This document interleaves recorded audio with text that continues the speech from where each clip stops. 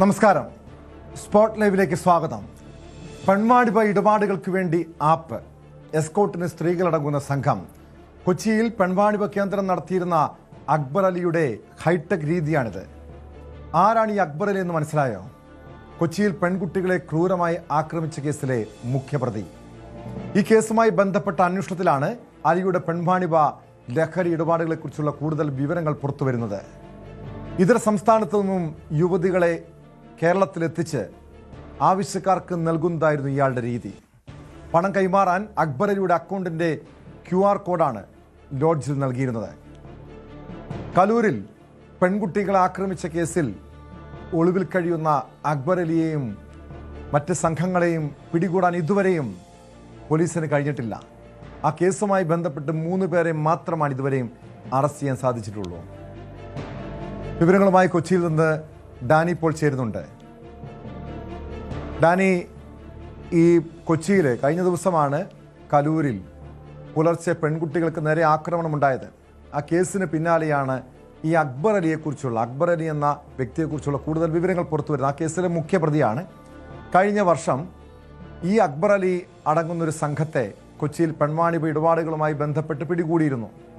അന്നാണ് ഈ അക്ബർ അലിയുടെ ഹൈടെക് പെൺവാണിഭ ഇടപാടുകളെക്കുറിച്ച് വിവരം ലഭിച്ചത്.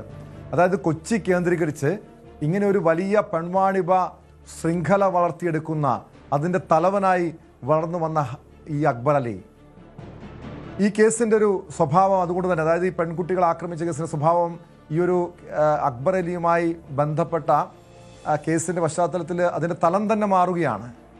ഇയാൾ ഇതുവരെയും പിടികൂടാൻ കഴിഞ്ഞിട്ടില്ല. പോലീസ് ഇരുട്ടിൽ തപ്പുന്നു. അന്വേഷണ സംഘത്തിൻ്റെ വീഴ്ചയാണോ ഈ അക്ബർ ഇതുവരെയും പിടികൂടാൻ കഴിയാത്തത്? ഇയാൾ നാട്ടിലുണ്ടോ അതോ സംസ്ഥാനം വിട്ടിരിക്കുമോ?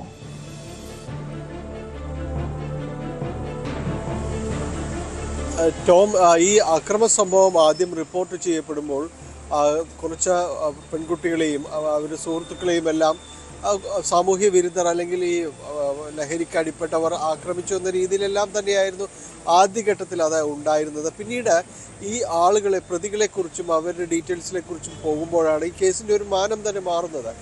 കാരണം ഈ അക്ബർ അലിയെക്കുറിച്ച് പറയുമ്പോൾ അക്ബർ അലി നേരത്തെയും കേസിൽ പ്രതികളായിരുന്നു എന്ന് ആദ്യം പോലീസിന് അത് കണ്ടെത്താനായിട്ട് സാധിക്കുന്നില്ല. പിന്നീട് ഈ രണ്ടും ഒരാൾ തന്നെയാണെന്ന് പോലീസ് കുറച്ച് വൈകിയാണ് ഈ കാര്യങ്ങൾ തന്നെ മനസ്സിലാകുന്നത്. ഇത് മനസ്സിലാകുമ്പോഴേക്കും ഇയാൾ ഇവിടെ നിന്ന് കടന്നു കളഞ്ഞു. കാരണം തികഞ്ഞ ഒരു കുറ്റവാളി എന്ന രീതിയിൽ തന്നെയായിരുന്നു അയാളുടെ പെരുമാറ്റമല്ല. അയാളെ വളരെ പെട്ടെന്ന് തന്നെ ഇവിടെ നിന്ന് മാറുന്നു. അയാളുടെ സംഘത്തിൽപ്പെട്ടവർ മാറുന്നു. പെൺകുട്ടികളടക്കം അയാളുടെ സംഘത്തിലുണ്ടായിരുന്നു. ഈ പെൺകുട്ടികൾ ആക്രമിച്ച സംഘത്തിലും യുവതികൾ ഉണ്ടായിരുന്നു എന്നാണ് മനസ്സിലാക്കുന്നത്. ഇവരെല്ലാം വളരെ പൊടുന്നനെ ഇവിടെ നിന്ന് മാറുന്നു. പിടികിട്ടിയവരിൽ നിന്നാണ് ബാക്കി വിവരങ്ങളിലേക്കെല്ലാം തന്നെ എത്തുമ്പോഴാണ് ഈ അക്ബർ അലിയും അതോടൊപ്പം തന്നെ നേരത്തെ പോലീസ് ഈ സെക്സ് റാക്കറ്റ് കേസുമായി ബന്ധപ്പെട്ടുകൊണ്ട് കൊച്ചിയിൽ വളരെ സജീവമായ ഇടപാടുകൾ നടത്തിക്കൊണ്ടിരുന്ന ഒരാൾ തന്നെയാണ് ഇപ്പോഴും ഉണ്ടായിരുന്നത് എന്നത് പറയുന്നത്. ഇയാളുടെ പിടിയിലായവരാകട്ടെ, ഇയാൾ ഇപ്പോൾ പുതിയ ഒരു താവളം കണ്ടെത്തി അവിടെ വാടകയ്ക്ക് ലോഡ്ജ് മുറികൾ വാടകയ്ക്കെടുത്ത് അത് നടത്തി കൊടുക്കുന്നതും അതോടൊപ്പം തന്നെ ഇയാളുടെ ഏജന്റുമാരടങ്ങുന്നവരാണ് ഇപ്പോൾ ഇതുമായി ബന്ധപ്പെട്ടുകൊണ്ട് പിടിയിലായിരിക്കുന്നത്. ഇപ്പോൾ സ്വാഭാവികമായും ഇവരുടെ ഒരു ആൾക്കൂട്ടം തന്നെയായിരുന്നു അന്ന് ഈ യുവതികളെ ആക്രമിക്കുകയും എല്ലാം തന്നെ ചെയ്യുന്നത്. ഇയാൾ നേരത്തെ ഈ കേസ് മറ്റൊരു കേസുമായി ബന്ധപ്പെട്ട പിടിയിലാകുമ്പോൾ പോലീസിന് കിട്ടിയ ചില വിവരങ്ങളുടെ അടിസ്ഥാനത്തിലായിരുന്നു ഇടപ്പള്ളിയിൽ ഒരിടത്ത് ഇങ്ങനെ ഒരു അനാശാസ്യ കേന്ദ്രം പ്രവർത്തിക്കുന്നു എന്നൊരു വിവരത്തിൻ്റെ അടിസ്ഥാനത്തിലാണ് പോലീസ് പരിശോധന നടത്തുന്നത്. അങ്ങനെ ആ പരിശോധനയിലേക്ക് പോകുമ്പോഴാണ് ഇയാളെക്കുറിച്ച് അന്ന് അവിടെ പരിശോധന നടത്തുമ്പോൾ ഈ സ്ത്രീകളോ മറ്റാരെങ്കിലും കുറിച്ചും വിവരങ്ങളൊന്നും ഉണ്ടായിരുന്നില്ല. പിന്നീട് മറ്റ് പരിശോധനകളിലേക്ക് പോകുമ്പോഴാണ് കടവന്ത്രയിൽ നിന്നും നിർണായകമായ വിവരങ്ങൾ ആ സ്റ്റേഷൻ പരിധിയിൽ നിന്നടക്കം കിട്ടുകയും എല്ലാം തന്നെ ചെയ്യുന്നത്. അതിൽ പറയുന്നത് പിന്നീട് ഇയാളെ പിടികൂടുമ്പോൾ ഇതിൽ പറയുന്നത് ഇയാളെ ഏതാണ്ട് 6ഓളം യുവതികൾ, അതായത് മലയാളികൾ അല്ലാതെ ഇവിടേക്ക് എത്തുന്ന പലരെയും തന്നെ ഇങ്ങനെ ഒരു ട്രാപ്പിലാക്കുന്ന സംഭവങ്ങളുണ്ട്. ഇവിടെ പല ജോലികൾക്ക് വേണ്ടി വരുന്ന ഇതര സംസ്ഥാനക്കാരെ അടക്കം ഇയാളുടെ സംഘത്തിലേക്ക് ചേർത്ത് നിർത്തുന്നു. ഇവർക്ക് വില പറഞ്ഞ് ഉറപ്പിച്ചുകൊണ്ടാണ് ഇയാൾ മുന്നോട്ട് പോകുന്നത്. അവർക്ക് ഈ എക്സ്കോർട്ട് പോകുന്ന രീതിയിൽ പുരുഷന്മാരെയും സ്ത്രീകളെയും എല്ലാം നൽകുന്ന ഒരു ആപ്പ് സംവിധാനത്തിലൂടെ പ്രവർത്തിക്കുന്ന രീതിയിലേക്കെല്ലാം തന്നെ കാര്യങ്ങൾ മാറ്റി ഒരു ഹൈടെക് സംവിധാനത്തിലേക്കാണ് ഇയാളുടെ ഒരു ഈ പെൺവാണിഭ സംഘത്തെ കൊണ്ടുപോയിരുന്നത്. ഇയാൾക്ക് QR കോഡിലൂടെ ഇയാൾക്ക് പണം നൽകുമ്പോൾ മാത്രമാണ് ഇവർ പറയുന്നിടത്ത് ഈ പെൺകുട്ടികളെ കൊണ്ടുവന്ന് എത്തിക്കുക. അവർ നിശ്ചയിക്കുന്ന തുകയിൽ ഏജൻറ്റിനൊരു ഭാഗം, ഇയാൾക്കൊരു ഭാഗം, ഈ പോകുന്ന പെൺകുട്ടികൾക്ക് ഒരു തുക, അങ്ങനെ ഇത് കൃത്യമായി വീതിച്ചെടുത്തുകൊണ്ട് മുന്നോട്ട് പോകുന്ന രീതിയിലാണ് ഇയാൾ ഈ ബിസിനസ് നടത്തിക്കൊണ്ടു പോകുന്നത്. ഈ രീതിയിൽ ഒരു ഹൈടെക് പെൺവാണിഭം എന്ന രീതിയിലേക്ക് ഇയാൾ കൊണ്ടുപോകുന്നു. ആളുകൾക്ക് ടൂർ പോകാൻ താല്പര്യമുള്ളവർക്ക് അവിടെ എത്തിച്ചു കൊടുക്കുന്നു. അങ്ങനെ പല രീതിയിലും ഇതിൻ്റെ പുതിയ സാധ്യതകളെല്ലാം ഉപയോഗിച്ചുകൊണ്ട് ചെയ്തു കൂട്ടുന്നത് ഇത്തരം അനാശാസ്യ പ്രവർത്തനങ്ങൾ തന്നെയായിരുന്നു ഇയാൾ നടത്തിക്കൊണ്ടിരുന്നത്. അത് കൊച്ചി നഗരം കേന്ദ്രീകരിച്ചുകൊണ്ട് തീർച്ചയായും ഡാനി, അങ്ങനെയെങ്കിൽ ഈ അക്ബർ അലി വലിയൊരു അപകടകാരിയാണെന്ന് തന്നെ കരുതേണ്ടി വരുമല്ലേ? ഇയാള് ഈ ഒരു കലൂരിലെ ഇയാളുടെ ഹോട്ടലിന് സമീപത്ത് വെച്ചാണ് ഈ ഒരു അനിഷ്ട സംഭവം ഉണ്ടാകുന്നത്, പെൺകുട്ടികൾക്ക് നേരെ ആക്രമണം ഉണ്ടാകുന്നത്. ഈ ഹോട്ടലിൻ്റെ മറവിൽ, ഈ ലോഡ്ജുകളുടെ മറവിലായിരുന്നോ ഈ പെൺവാണിഭ ഇടപാടുകൾ നടത്തിയിരുന്നത്? ഒരുപക്ഷെ ഭാഗ്യം കൊണ്ടാകാം പെൺകുട്ടികൾ രക്ഷപ്പെട്ടത്. അതായത് ആക്രമണത്തിനപ്പുറം മറ്റേതെങ്കിലും രീതിയിലുള്ള ഒരു ലൈംഗിക അതിക്രമം പോലും ഇവരുടെ ഭാഗത്തുനിന്ന് ഒരുപക്ഷെ ഉണ്ടായാൽ പോലും അത്ഭുതപ്പെടാനില്ല. കാരണം അത്രയും വലിയ കൊടും ക്രിമിനലുകളാണ്. ഒരുപക്ഷെ ആ സമയത്ത് അവിടെ ഉണ്ടായിരുന്ന ആളുകൾ, ഈ അക്ബർ അലിക്കൊപ്പം ഉണ്ടായിരുന്ന ആളുകളും ഒരുപക്ഷെ ഈ പെൺവാണിഭ ഇടപാടുകളുടെ കണ്ണികളായിരിക്കുമോ? അതിലേക്ക് പോലീസിൻ്റെ അന്വേഷണം നീങ്ങുന്നുണ്ടോ? നിലവിൽ അതിൻ്റെ ഒരു പോലീസിൻ്റെ ഒരു അന്വേഷണം എന്ന് പറയുന്നത് ഇടപാടുകാരിൽ ഇവരുടെ ഏജന്റുമാരൊക്കെ തന്നെയാണ് ഇയാൾക്കൊപ്പം പിടിയിലായിരുന്നത്. അതോടൊപ്പം തന്നെ ഇനി കിട്ടാനുള്ളത് ഏതാണ്ട് 8ഓളം പേര് ഇനി കിട്ടാനുണ്ട്, പെൺകുട്ടികൾ ഉൾപ്പെടെ. ഇവരെല്ലാം ഇയാളുമായി ചേർന്ന് പ്രവർത്തിക്കുന്നവർ തന്നെയാണ് എന്ന് തന്നെ പോലീസ് ഉറപ്പിക്കുന്നുണ്ട്. പക്ഷേ അതിൽ എടുത്തു പറയേണ്ട ഒരു കാര്യം, പോലീസ് ഇങ്ങനെയെല്ലാം കാര്യങ്ങൾ ഉറപ്പിക്കുന്നുണ്ടെങ്കിലും ഇവരിലേക്ക് അന്വേഷണം ചെല്ലാനായിട്ട് കഴിയുന്നില്ല എന്നതാണ്. ഇതൊരു സാധാരണ ഒരു ക്രിമിനൽ ഗ്യാങ് അല്ലെങ്കിൽ ഒരു അനാശാസ്യ പ്രവർത്തനങ്ങൾ ഈ ഏകോപിപ്പിക്കുന്ന കുറച്ച് പേര്, ഇവരെ പിടികൂടാൻ പോലും പോലീസിന് കഴിയുന്നില്ല എന്നുള്ളതാണ്. കാരണം വലിയ കൊടും ക്രിമിനൽ അല്ലെങ്കിൽ വലിയ പ്ലാനിങ്ങോ അത്തരം കാര്യങ്ങളോടുകൂടി നടക്കുന്ന ആളുകളൊന്നും ആയിരിക്കില്ല. പക്ഷേ അവരെ പോലും പിടിക്കാനായിട്ട് ഈ പോലീസിന് കഴിഞ്ഞിട്ടില്ല എന്നാണ്. ഇപ്പോൾ അതിക്രമം നടന്നിട്ട് 3 ദിവസം 4 ദിവസം പിന്നിടുമ്പോഴാണ് ഈ പോലീസ് ഇപ്പോഴും ഇയാളുടെ ഒരു സ്വദേശം എന്ന് പറഞ്ഞാൽ പാലക്കാട് സ്വദേശിയാണ്. പാലക്കാട് പോയിട്ടുണ്ട്, ടീം പോയിട്ടുണ്ട്, വരുന്നു പോകുന്നു എന്നെല്ലാം പറയുന്നതല്ലാതെ ഇത് ആരിലേക്ക് അന്വേഷണം എത്തി അല്ലെങ്കിൽ ഈ 7 പേരിൽ ആരെപ്പോലും പിടികിട്ടുന്നില്ല എന്നതെല്ലാം വലിയ ചോദ്യമായിട്ട് തന്നെ അവശേഷിക്കണം. പോലീസ് നീക്കങ്ങൾ പുറത്തു പോകുന്നുണ്ടോ എന്ന് പോലും സംശയിക്കേണ്ട സാഹചര്യത്തിലേക്ക് എല്ലാം തന്നെയാണ് കാര്യങ്ങൾ എത്തുന്നത്. ഇയാൾക്ക് അത്ര വിപുലമായ ഒരു സംവിധാനം ഉണ്ടായിരുന്നില്ല. അങ്ങനെയെങ്കിൽ ഇതിനു മുൻപ് പലതവണ ഇയാൾ പിടിക്കപ്പെട്ടിട്ടുണ്ട്, പലതവണ നടന്ന് രക്ഷപ്പെട്ടു പോരുന്നുമുണ്ട്. അപ്പോൾ അങ്ങനെയെങ്കിൽ ഇയാളെ എന്തുകൊണ്ട് ഇതിൽ കൊടുക്കാനായിട്ട് പോലീസിന് അന്വേഷണം എത്തിക്കാനായിട്ട് കഴിയുന്നില്ല എന്നതാണ്. ഈ അതിക്രമം നടത്തി വളരെ പെട്ടെന്ന് ഇവരിവിടെ നിന്ന് കാണാതാകുന്നു. അതിനുശേഷം വലിയ രീതിയിൽ അന്വേഷണത്തിലേക്കൊന്നും പോകുന്നില്ല. അപ്പോൾ അങ്ങനെ എന്തുകൊണ്ടാണ് പോലീസിൻ്റെ അന്വേഷണം ലക്ഷ്യത്തിലെത്തുന്നില്ല എന്നത് കഴിഞ്ഞ കുറേ ദിവസങ്ങളായി നിലനിൽക്കുന്ന ചോദ്യമാണ്. ഇവർ കേന്ദ്രീകരിച്ചിരുന്നത് ഈ പരിസരത്ത് കലൂർ മേഖലയിലും മറ്റും കൂണുകൾ പോലെ മുളച്ചു പൊന്നുന്ന ചില ഈ അക്കോമഡേഷൻ നൽകുന്ന സ്ഥാപനങ്ങളുണ്ട്. ഹോട്ടൽ എന്ന് ചെറിയ രീതിയിൽ പറയാവുന്ന ഈ ഹോട്ടൽ സംവിധാനങ്ങൾ, ഈ ഹോട്ടലുകളെല്ലാം ഇവർ ഒരു 10-12 മുറികളുള്ള ഹോട്ടലുകളെല്ലാം ഇവർ ഒരുമിച്ച് വാടകയ്ക്ക് എടുക്കുകയാണ് ഈ സംഘത്തിൻ്റെ പലരുടെയും തന്നെ രീതി. അങ്ങനെ എടുക്കുന്നത് അവരാണ് പിന്നീട് അത് നിയന്ത്രിക്കുന്നത്, ആരവിടേക്ക് വരണം വേണ്ട എന്നത്. അത് ഈ സംഘം അവരുടെ പ്രവർത്തനങ്ങൾക്ക് അനുസൃതമാകുന്ന രീതിയിലേക്ക് അത്തരം സാഹചര്യങ്ങൾ മാറ്റിയെടുക്കുകയാണ് ചെയ്യുന്നത്. അങ്ങനെയാണ് ഇപ്പോൾ നടക്കുന്ന ഈ പെൺവാണിഭ കേസുകൾ പലതും തന്നെ നടന്നു പോകുന്നത് അങ്ങനെയാണ്. അപ്പോൾ ഇതെല്ലാം കൃത്യമായി പോലീസ് പരിശോധിക്കേണ്ടതുണ്ട്. ഇതൊക്കെ പോലീസിൻ്റെ അനുമതിയാണോ, പോലീസിൻ്റെ അനുമതി ഇത്തരം കാര്യങ്ങളിൽ തേടേണ്ടതുണ്ടോ എന്നതെല്ലാം മറ്റൊരു വിഷയമാണ്. അപ്പോൾ ഒരു ബിസിനസ് നടന്നു പോകും. പക്ഷേ ഇത് ആ രീതിയിൽ വേണ്ട സാഹചര്യത്തിലേക്കെല്ലാം തന്നെ പോകുന്നു എന്നത് തന്നെയാണ്. ഇത്തരം ക്രിമിനൽ സംഘങ്ങളാണോ, ക്രിമിനൽ പശ്ചാത്തലമുള്ളവരാണോ ഈ ഹോട്ടലുകൾ മുഴുവനായിട്ട് തന്നെ വാടകയ്ക്ക് എടുക്കുന്നത് എന്നതടക്കമുള്ള കാര്യങ്ങൾ പരിശോധിക്കപ്പെടേണ്ടതുണ്ട്. ഏതായാലും ഇനി അവശേഷിക്കുന്ന പ്രതികളെങ്കിലും ഏറെ വൈകാതെ തന്നെ പിടികൂടാൻ പോലീസിന് കഴിയണം. അല്ലായെങ്കിലും വല്ലാത്തൊരു നാണക്കേടിലേക്ക് പോലീസ് ചെന്നെത്തും. ഇത്തരം ഒരു സെക്സ് റാക്കറ്റിൻ്റെ ഭാഗമായ 8 പേരെ കേരള പോലീസിന്, കൊച്ചി സിറ്റി പോലീസിന് പിടികൂടാൻ കഴിയുന്നില്ല എന്നത് പൊതുജനത്തിന് മുന്നിൽ വലിയ ചോദ്യം തന്നെയാണ്. ടോം.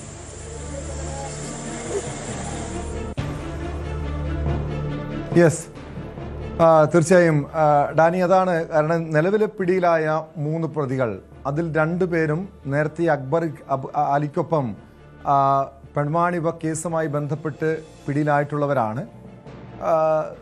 ഇനി അറിയേണ്ടത് മറ്റ് പ്രതികൾ. ഇപ്പം നിലവിൽ ഒളിവിലുള്ളത് 7 പ്രതികളാണ്, അക്ബറിൽ ഉൾപ്പെടെ. ഇതിൽ ഇതര സംസ്ഥാനക്കാർ ഉൾപ്പെടെ ഉണ്ടെന്നാണ് മനസ്സിലാക്കുന്നത്, ചില സ്ത്രീകളടക്കം, യുവതികളടക്കം. അങ്ങനെയെങ്കിൽ അവരിലേക്ക് ഇനി അന്വേഷണം നീങ്ങണം. അവരും ഈ സെക്സ് റാക്കറ്റ് സംഘത്തിൻ്റെ കണ്ണികളാണോ? ആ രീതിയിലൊരു സംശയം പോലീസിനുണ്ടോ?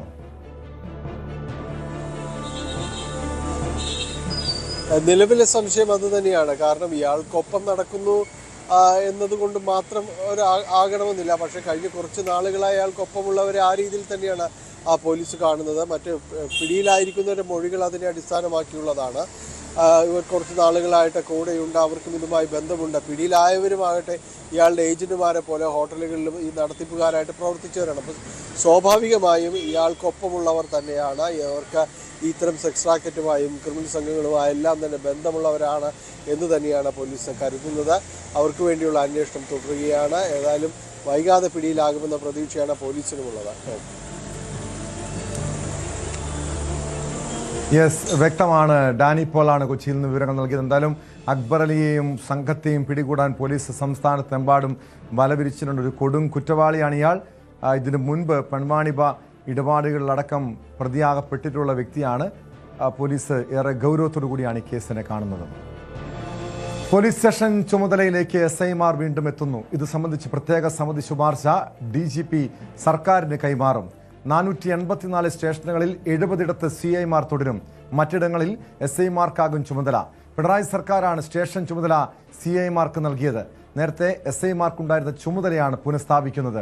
വിവരങ്ങളുമായി VV വിനോദ് ചേരുന്നുണ്ട് തിരുവനന്തപുരത്ത് നിന്ന്. വിനോദ്, നേരത്തെ ഇത് പഴയ ആ രീതി പുനഃസ്ഥാപിക്കുന്നു, അതിനപ്പുറം മറ്റെന്തെങ്കിലും മാറ്റമുണ്ടോ? ഇത് ഈ പോലീസ് ഓഫീസേഴ്സ് അസോസിയേഷൻ ഇതുമായി ബന്ധപ്പെട്ട് അവരുടെ ഒരു ആവശ്യമായിരുന്നു. പൊതുവെ പോലീസ് സേനയിലെ ഉദ്യോഗസ്ഥർ ഈ മാറ്റത്തെ എങ്ങനെയാണ് കാണുന്നത്?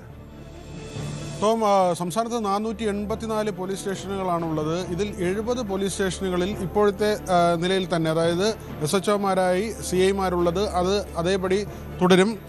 മറ്റിടങ്ങളിലാണ് 414 സ്റ്റേഷനുകളിലാണ് 10 വർഷം മുൻപുണ്ടായിരുന്നത് പോലെ SIമാരെ സ്റ്റേഷൻ്റെ ചുമതല ഏൽപ്പിച്ചുകൊണ്ടുള്ള ഒരു നടപടിയിലേക്ക് പോകുന്നത്. ഇതിൻ്റെ ശുപാർശ ഇപ്പോൾ ADGP ശ്രീജിത്ത് അദ്ദേഹം DGPക്ക് കൈമാറിയിട്ടുണ്ട്. DGP അത് സർക്കാരിന് കൈമാറും.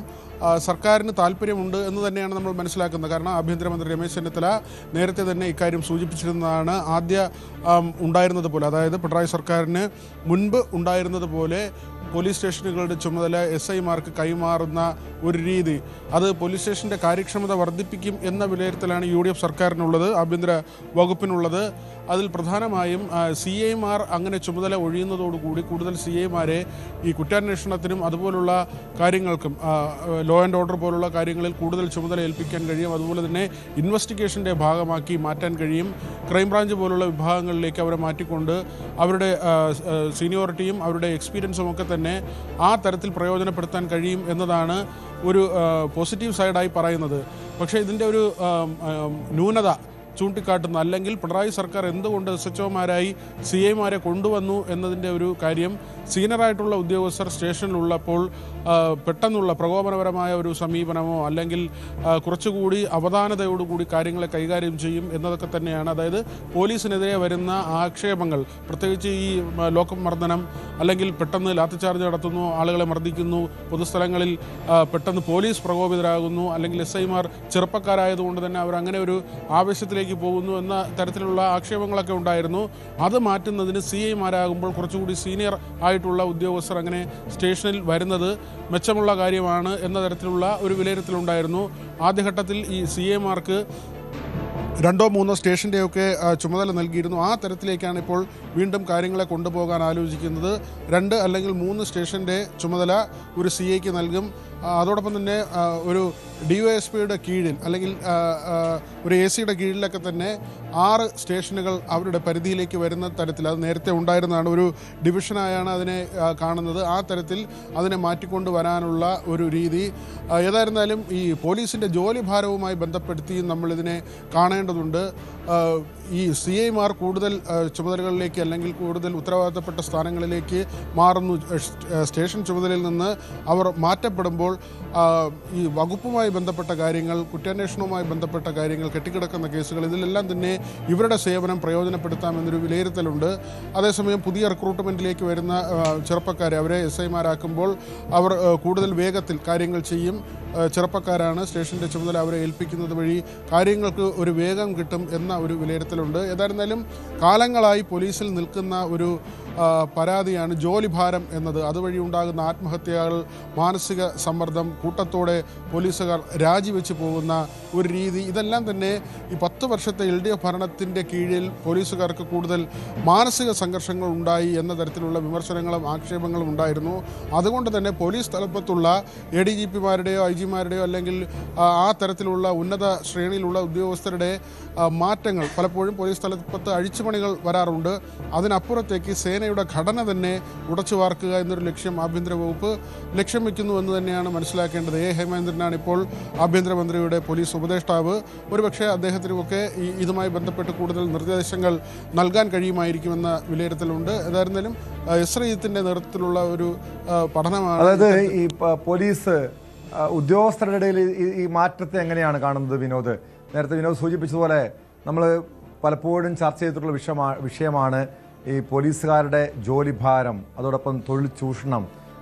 കഴിഞ്ഞൊരു 5 വർഷ കാലയളവിനിടെ സംസ്ഥാനത്ത് ഒരു 70-80ഓളം പോലീസുകാർ ആത്മഹത്യ ചെയ്തു. അതിൽ ഈ പറയുന്ന SIമാരടക്കം ഇങ്ങനെ ആത്മഹത്യ ചെയ്തവരുടെ കണക്കിലുണ്ട്. ഈ ഒരു മാറ്റം അവരുടെ ജോലിഭാരം കുറയ്ക്കുമെന്നതൊരു പ്രധാനപ്പെട്ട ഗുണകരമായിട്ടുള്ളൊരു കാര്യം തന്നെയാണ്. അതിനപ്പുറം അത് എങ്ങനെയായിരിക്കും പ്രതിഫലിക്കുക? നേരത്തെ വിനോദ് സൂചിപ്പിച്ചതുപോലെ ഈ CIമാർക്ക് ചുമതല നൽകിയതിന് പിന്നിൽ പല കാരണങ്ങളുണ്ടായിരുന്നു. പ്രത്യേകിച്ചും ചെറുപ്പക്കാരായിട്ടുള്ള SIമാർ സ്റ്റേഷൻ്റെ ചുമതലയിലേക്ക് വരുമ്പോൾ അപക്വമായ രീതിയിൽ ചില വിഷയങ്ങളെ കൈകാര്യം ചെയ്യുന്നു. അവർക്കെതിരെ പല രീതിയിലുള്ള ആക്ഷേപങ്ങളൊക്കെ ഉയർന്നു വന്നതാണ്. അങ്ങനൊരു പ്രശ്നം നിലനിൽക്കുന്നുണ്ടോ ഇവിടെ? ടോം, ഇവിടെ നമ്മൾ ആദ്യം ജോലിഭാരത്തിൻ്റെ കാര്യം പരിശോധിച്ചാൽ മറ്റ് പല സംസ്ഥാനങ്ങളിലും ഈ ജനസംഖ്യയ്ക്കുള്ള ആനുപാതികമായ പോലീസ് എണ്ണം നോക്കുമ്പോൾ കേരളത്തിൽ ഒരു മെച്ചപ്പെട്ട നില ഉണ്ട് എന്ന് തന്നെയാണ് ഉദ്യോഗസ്ഥർ പറയുന്നത്. അത് നമ്മൾ വിരമിച്ച ഉദ്യോഗസ്ഥരുമായി പോലീസുകാർ ഇത്തരം പ്രശ്നങ്ങൾ നേരിടുകയും തുടർച്ചയായി ആത്മഹത്യ ഉണ്ടാവുകയും ചെയ്തപ്പോൾ ഇക്കാര്യങ്ങൾ നമ്മൾ പരമ്പരയായി ചെയ്തതാണ്. അന്ന് ജേക്കബ് പുന്നൂസിനെ പോലുള്ള അല്ലെങ്കിൽ സിബി മാത്യൂസിനെ പോലുള്ള ഉദ്യോഗസ്ഥരോട്, TP സെൻകുമാറിനെ പോലുള്ള ഉദ്യോഗസ്ഥരോടൊക്കെ നമ്മൾ ഇതിനെക്കുറിച്ചൊക്കെ ആരാഞ്ഞിരുന്നു. പലരും പറഞ്ഞത് ഈ അംഗസംഖ്യ, പോലീസിൻ്റെ അംഗബലം പരിശോധിച്ചാൽ മറ്റ് പല സ്റ്റേറ്റിലുള്ളതിനേക്കാളും പോലീസുകാർ കേരളത്തിലുണ്ട്. പക്ഷേ ഇവരെ എങ്ങനെ പുനർവിന്യസിക്കുന്നു എന്നതിലാണ് ഏറ്റവും പ്രധാനപ്പെട്ട കാര്യം. ഈ ജോലി ചെയ്യുന്നവർ കൂടുതൽ ജോലി ചെയ്യേണ്ടി വരുന്നു, അല്ലാത്തവർ മാറി നിൽക്കേണ്ടി വരുന്ന ഒരു സാഹചര്യമുണ്ട്. അവിടെ ഒരു ക്രമീകരണം എന്നതാണ് ഏറ്റവും പ്രധാനപ്പെട്ട കാര്യം. ആ സമയത്ത് ഉയർന്നു വന്നൊരു കാര്യമാണ് ഈ ക്യാമ്പുകളിലൊക്കെ ഉള്ള പോലീസുകാർ. അവർ ദീർഘകാലം ക്യാമ്പുകളിൽ ആണ് ഉള്ളത്. പെട്ടെന്നൊരു സിറ്റുവേഷൻ വരുമ്പോൾ അവർ ഒരു കലാപമുണ്ടാകുമ്പോഴോ അല്ലെങ്കിൽ തിരുവനന്തപുരത്ത് നമുക്ക് ഉദാഹരണമെടുത്താൽ സെക്രട്ടേറിയറ്റ് മാർച്ചൊക്കെ അക്രമാസക്തമാകുമ്പോൾ ക്യാമ്പുകളിൽ നിന്ന് പോലീസുകാരെ കൊണ്ടുവരാറുണ്ട്. പക്ഷേ അത് എല്ലാ ദിവസവും നടക്കുന്നൊരു സംഗതിയല്ല. അതിനകത്തൊരു റിസ്ക് ഉണ്ട്.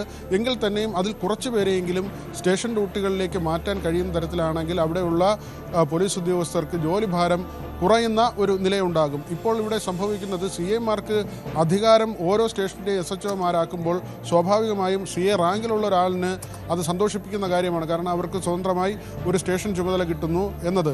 എന്നാൽ പൂർണ്ണമായും SIമാരുടെ അധികാരം ഇല്ലാതാകുന്ന ഒരു സാഹചര്യം ഉണ്ടാകുന്നു. അത് തിരികെ വരുമ്പോൾ ഇപ്പോൾ 2-3 സ്റ്റേഷനുകളിലേക്ക് ഒരു CA നിയോഗിക്കുന്നു. ഒരു സർക്കിൾ എന്ന് നമ്മൾ പറയുന്ന ഒരു നിലയിലേക്ക് ഒരു CAയുടെ ചുമതല 2-3 സ്റ്റേഷനിലേക്ക് വരികയാണ്.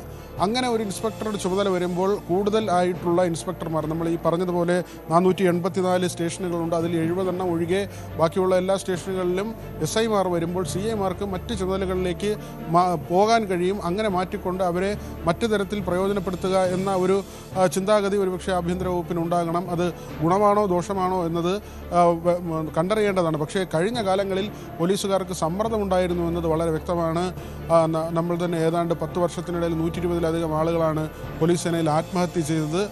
പലരും ജോലി രാജിവെച്ച് പോകുന്ന നിലയുണ്ടായി. ഇവർക്കൊക്കെ യോഗ ചെയ്യുന്നതിന് വേണ്ടിയുള്ള ക്രമീകരണം ഉൾപ്പെടെ ഏർപ്പെടുത്തിയിരുന്നു. പക്ഷേ 8 മണിക്ക് വരേണ്ട ഒരു പോലീസുകാരന് യോഗ ചെയ്യണമെങ്കിൽ 6 മണിക്ക് സ്റ്റേഷനിലെത്തണം. അതായത് അദ്ദേഹത്തിന് ഉറങ്ങാനുള്ള സമയം കുറച്ചുകൂടി നഷ്ടപ്പെടുന്നുവെന്ന പരാതികളാണ് പിന്നീട് ഇത്തരം പരിഷ്കാരങ്ങൾ വഴി പോലീസുകാരുടെ ഭാഗത്തു നിന്ന് പരാതിയായി ഉയർന്നു വരാൻ ഇടയാക്കിയത്.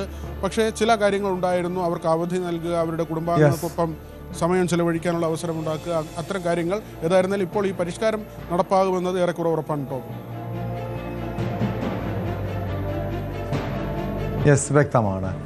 BV വിനോദാണ് വിവരങ്ങൾ നൽകിയത്. തിരുവനന്തപുരം നെടുമങ്ങാട് 1.5 വയസ്സുകാരൻ്റെ കൊലപാതകത്തിൽ പ്രതികളെ 2 ദിവസത്തേക്ക് പോലീസ് കസ്റ്റഡിയിൽ വിട്ടു. കേസിലെ മുഖ്യപ്രതി അഷ്കറിനെയും കുഞ്ഞിൻ്റെ അമ്മ അഖിലയുമാണ് നെടുമങ്ങാട് DYSP കസ്റ്റഡിയിലെടുത്തത്. നെടുമങ്ങാട് SC/ST കോടതിയാണ് പോലീസിന്റെ അപേക്ഷ പരിഗണിച്ചത്. മുഖ്യപ്രതി അഷ്കറിനെതിരെ കൊലക്കുറ്റം, കുട്ടികൾക്കെതിരെയുള്ള അതിക്രമം, SC/ST അതിക്രമ നിരോധന നിയമം തുടങ്ങിയ ഗുരുതരമായ വകുപ്പുകളാണ് ചുമത്തിയിരിക്കുന്നത്. കുറ്റകൃത്യത്തിന് ഒത്താശയത്തിനും പ്രേരണാക്കുറ്റത്തിനും അമ്മ അഖിലയ്ക്കെതിരെയും വകുപ്പുകൾ ചുമത്തിയിട്ടുണ്ട്. വിവരങ്ങളുമായി അരുൺ മോഹൻ ചേരുന്നു. അരുൺ, എന്തായാലും ഏറെ ഞെട്ടിപ്പിച്ചൊരു സംഭവമായിരുന്നു ആ കുഞ്ഞിൻ്റെ കൊലപാതകം. ഇന്നും ആ കുട്ടിയുടെ ആ 1.5 വയസ്സുകാരൻ്റെ മുഖം കാണുമ്പോൾ അതിൻ്റെ ആ ദൃശ്യങ്ങൾ പോലും നമ്മളെ അങ്ങ് വല്ലാതെ വിഷമിപ്പിക്കുന്നുണ്ട്. ഈ പോലീസിനെ സംബന്ധിച്ച് ഈ കേസുമായി ബന്ധപ്പെട്ട് ഇനിയും കുറേ കാര്യങ്ങൾ കണ്ടെത്തണം. എത്ര നാളായി കുഞ്ഞിനെ അവർ ഉപദ്രവിച്ചിട്ടുണ്ട്? കൊലപ്പെടുത്തുക എന്നൊരു ഉദ്ദേശമുണ്ടായിരുന്നു. ആ കുഞ്ഞിൻ്റെ കൈ ഒടിഞ്ഞത് എങ്ങനെയാണ്? അതോടൊപ്പം അമ്മയ്ക്ക് ഈ കേസിൽ എത്രത്തോളം പങ്കുണ്ട്? അതായത് ഈ കൊലപാതകത്തിൽ അമ്മയുടെ അറിവുണ്ടായിരുന്നോ, അമ്മയുടെ ഒത്താശ ഉണ്ടായിരുന്നോ തുടങ്ങിയ കാര്യങ്ങൾ അറിയണം. ഈ 2 ദിവസത്തെ ഈ കസ്റ്റഡി കാലയളവിൽ എന്തൊക്കെ കാര്യങ്ങളാണ് പ്രതികളിൽ നിന്നും പോലീസ് ചോദിച്ചറിയുക? ഇപ്പം നേരത്തെ സൂചിപ്പിച്ച പോലെ മനുഷ്യ മനസ്സാക്ഷിയെ ഞെട്ടിച്ച ഒരു സംഭവം തന്നെയായിരുന്നു. അതിലെ മുഖ്യ പ്രതികളായ അമ്മയുടെ സുഹൃത്തിനെയും ഒപ്പം അമ്മയുമാണ് കോടതി പോലീസിന് വിട്ടുകൊടുത്തത്. നെടുമങ്ങാട് DYSPക്കാണ് ഈ പറയുന്ന 2 പേരെയും 2 ദിവസത്തെ കസ്റ്റഡി അപേക്ഷയെ തുടർന്ന് വിട്ടു നൽകിയത്. നേരത്തെ സൂചിപ്പിച്ചതുപോലെ നിരവധി കാര്യങ്ങൾ ഈ പറയുന്ന മുഖ്യപ്രതിയായ അഷ്കറിൽ നിന്ന് ചോദിച്ചറിയാനുണ്ട്. കാരണം ഇയാൾ ഒരു സ്ഥിരം കുറ്റവാളിയായ ഒരു വ്യക്തിയാണെന്നുള്ളതാണ് അപ്പോൾ നമുക്ക് ഈ സംഭവത്തിന് ശേഷമൊക്കെ നമുക്ക് മനസ്സിലാക്കാൻ കഴിയുന്നത്. ഇദ്ദേഹത്തിന്റെ ഭാര്യയെ മൃഗീയമായി ആക്രമിച്ച് അബോധാവസ്ഥയിലെത്തിച്ച് ഇപ്പോഴും ആ ഒരു അവസ്ഥയിൽ നിന്ന് മുക്തി നേടാത്തൊരു സാഹചര്യം ഉണ്ടായിരുന്നു. അവരും ഇപ്പോൾ ഈ പരാതിയുമായി രംഗത്ത് എത്തിയ ഒരു പശ്ചാത്തലമുണ്ട്. ഒപ്പം നിരവധി മരണങ്ങൾ, അസ്വാഭാവിക മരണങ്ങൾ, ഈ പറയുന്ന ആദ്യ ഇദ്ദേഹത്തിന്റെ ഭാര്യയുടെ ഉൾപ്പെടെയുള്ള സഹോദരന്റെ ഉൾപ്പെടെയുള്ള മരണങ്ങൾ, അതൊക്കെ പോലീസ് ഇപ്പോൾ ഇന്ന് ചോദിച്ചറിയാനുണ്ട്. എന്തായാലും ഈ പറയുന്ന കസ്റ്റഡി അപേക്ഷയിൽ ഇതെല്ലാം ചോദിച്ചറിയുക എന്നുള്ള ഒരു ഉദ്ദേശത്തോടുകൂടിയാണ് ഇന്ന് ഈ പറയുന്ന 2 പേരെയും പോലീസ് കസ്റ്റഡിയിൽ വാങ്ങിയിരുന്നത്. ഇത് ചോദ്യം ചെയ്യുന്നതിലൂടെ ഏറെക്കുറെ ചുരുളഴിയുമെന്നുള്ള പ്രതീക്ഷ തന്നെയാണ് നെടുമങ്ങാട് പോലീസ് ഇപ്പോൾ ഉള്ളത്. നേരത്തെ സൂചിപ്പിച്ചതുപോലെ വളരെ മൃഗീയമായ ഒരു പീഡനത്തിനായിരുന്നു ആ 2 വയസ്സുകാരൻ 1.5 വയസ്സുകാരൻ ഇരയായത്.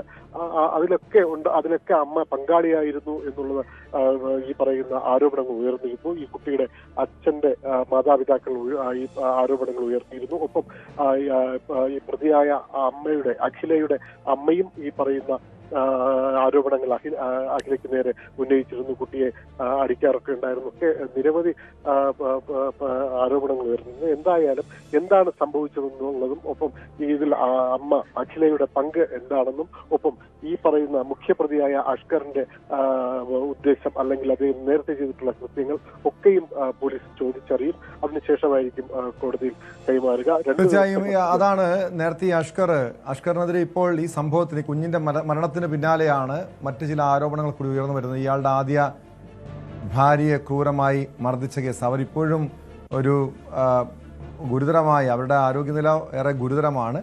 അതോടൊപ്പം 2ാമത്തെ ഭാര്യയുടെ ആത്മഹത്യ, അതിന് പിന്നാലെയാണ് ആദ്യ ഭാര്യയുടെ സഹോദരൻ്റെ മരണവുമായി ബന്ധപ്പെട്ട ആരോപണവും ഇയാൾക്കെതിരെ ഉയർന്നു വന്നത്. സ്വാഭാവികമായി ഇതൊക്കെ ഈ പഴയ കേസുകളൊക്കെ പോലീസ് ഇതിനോടൊപ്പം വിശദമായി പരിശോധിക്കുന്നുണ്ടോ? തീർച്ചയായും ടോം, അങ്ങനെ തന്നെയാണ് നമുക്കിപ്പോൾ മനസ്സിലാക്കാൻ കഴിയുന്നത്. ഇയാൾക്ക് നേരെ ഉയർന്നിട്ടുള്ള എല്ലാ ആരോപണങ്ങൾക്കും ഒരു ഉത്തരം കണ്ടെത്തുക എന്നുള്ളത് തന്നെയാണ് പോലീസ് സ്വമേധ ഈ ഒരു കേസുമായി മുന്നോട്ട് പോകുന്നത്. ഒപ്പം പരാതിയുമായി രംഗത്തെത്തിയിട്ടുണ്ട്. നേരത്തെ സൂചിപ്പിച്ച ഇദ്ദേഹത്തിന്റെ ഭാര്യയുടെ ആക്രമണത്തുമായി ബന്ധപ്പെട്ട് ഇപ്പോൾ നേരിടുന്ന സാഹചര്യം, ആ ഭാര്യയുടെ അമ്മ ഉന്നയിച്ച മകന്റെ മരണത്തിലുള്ള സംശയം, ഇതൊക്കെ പോലീസ് ഗൗരവമായി തന്നെ അന്വേഷിക്കും എന്ന് തന്നെയാണ് നമുക്ക് മനസ്സിലാക്കാൻ കഴിയുന്നത്. അതിനൊക്കെ ഉപരി ഇയാൾക്കുണ്ടായ മറ്റ് ഇടപാടുകൾ, ഇയാൾ ലഹരിയുമായി ബന്ധപ്പെട്ട് എന്തെങ്കിലും ഇടപെടലുകളുണ്ടോ അതും പോലീസ് ഗൗരവമായി നോക്കുന്നു. എന്തായാലും ഗൗരവമായ ഒരു അന്വേഷണത്തിൽ തന്നെയായിരിക്കും ഇനി വരും മണിക്കൂറുകൾ മുന്നോട്ട് പോകുക എന്നുള്ളതാണ് നമുക്ക് നെടുമങ്ങാട് പോലീസിൽ നിന്ന് മനസ്സിലാക്കുന്നത്. എന്തായാലും ഇയാളെ കസ്റ്റഡിയിൽ വാങ്ങി ചോദ്യം ചെയ്യുന്നതിലൂടെ നമുക്ക് ചില ചോദ്യങ്ങൾക്കൊക്കെ ഉത്തരം നൽകും. എന്തൊക്കെ ഉത്തരം നൽകിയാലും ആ മകന് നേരിട്ട ഒരു പീഡനത്തിന് മുന്നിലുള്ള ഉത്തരം ഇപ്പോഴും ഒരു മനസാക്ഷി ഞെട്ടിക്കുന്ന ഒരു അവസ്ഥയിൽ തന്നെയാണ് നിൽക്കുന്നതെന്ന് മാത്രം നമുക്കിവിടെ പങ്കുവയ്ക്കാം.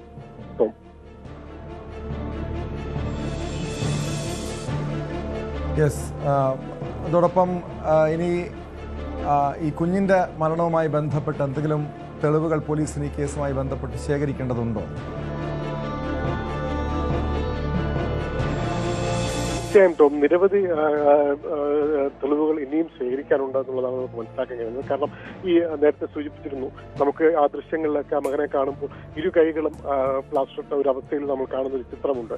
അത് അന്നൊക്കെ ഈ പറഞ്ഞിരുന്നത് ഈ കുട്ടിയുടെ അമ്മ ഉൾപ്പെടെ നാട്ടുകാരെ വിശ്വസിപ്പിച്ചിരുന്നതൊക്കെ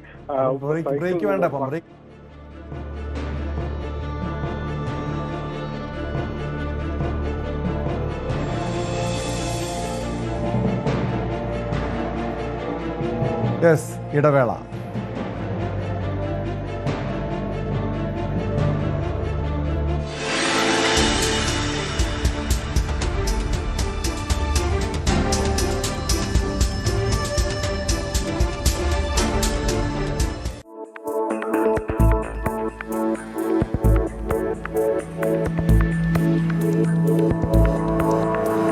CMRന് തിരിച്ചടി, ED അന്വേഷണം തുടരാമെന്ന് ഹൈക്കോടതി.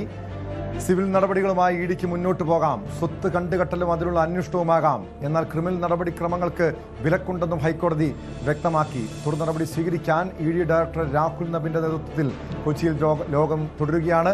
വിവരങ്ങളുമായി നവമി ദിനേശ് ചേരുന്നു. നവമി, CMRനെ സംബന്ധിച്ചും വീണ വിജയനെ സംബന്ധിച്ചും വലിയ തിരിച്ചടിയാണ് ഹൈക്കോടതിയിൽ നിന്നുണ്ടായിരിക്കുന്നത്. എന്താണ് ഈ കേസുമായി ബന്ധപ്പെട്ട് ഹൈക്കോടതി വ്യക്തമാക്കിയിരിക്കുന്നത്?